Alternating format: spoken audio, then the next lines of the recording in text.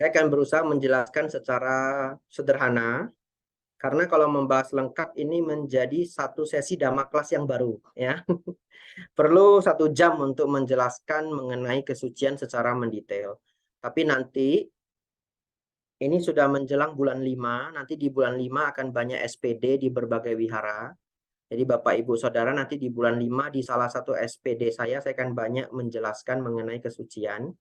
Ya, semoga nanti para pendengar mengikuti di sesi-sesi Dhamma selanjutnya, mungkin tidak di channel ini, tapi di channel wihara-wihara yang lain. Baik, tapi mari kita pahami sedikit bagaimana mengenai pencapaian kesucian Sotapanna.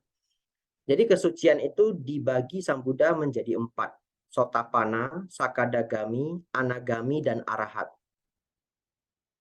Orang yang mencapai kesucian ini maksudnya apa?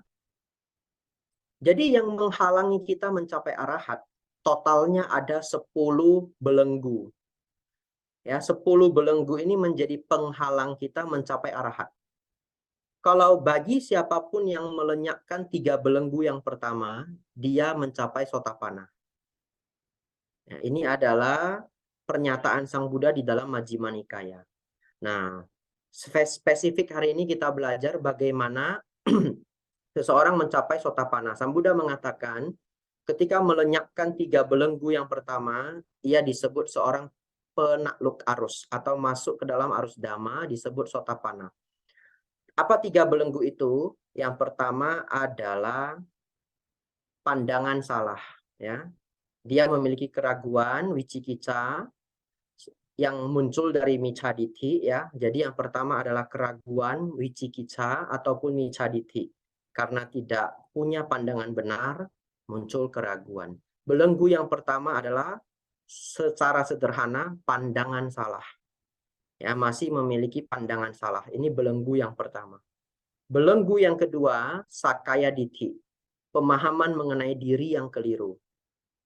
Belenggu yang ketiga, silabata paramasa. Yaitu belenggu berpikir bahwa ada ritual dan upacara yang dapat menyucikan diri. Padahal penyucian diri itu hanya bisa dicapai dari praktek Dhamma. Apa maksudnya? Misalkan, bisakah seseorang itu mengurangi kemarahan dengan membuat ritual? Nggak bisa. Kemarahan itu hanya bisa kita kurangi dengan kita praktek Dhamma, belajar Dhamma, bermeditasi, mengurangi kemelekatan, dan yang lainnya. Kemarahan berkurang dari waktu ke waktu. Nah, Bapak Ibu Saudara, melenyapkan 3 belenggu yang pertama ini disebut pencapaian Sotapanna. Pandangan salah, pandangan keliru pada aku, yaitu Sakaya Dithi, dan pandangan bahwa upacara dan ritual dapat menyucikan diri, silabata paramasa.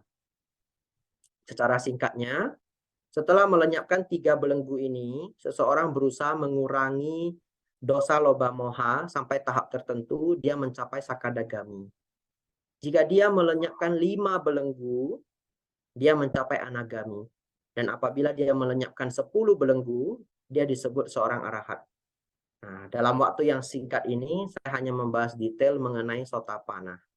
Ya, jadi ini jawaban mengenai 4 tingkat kesucian.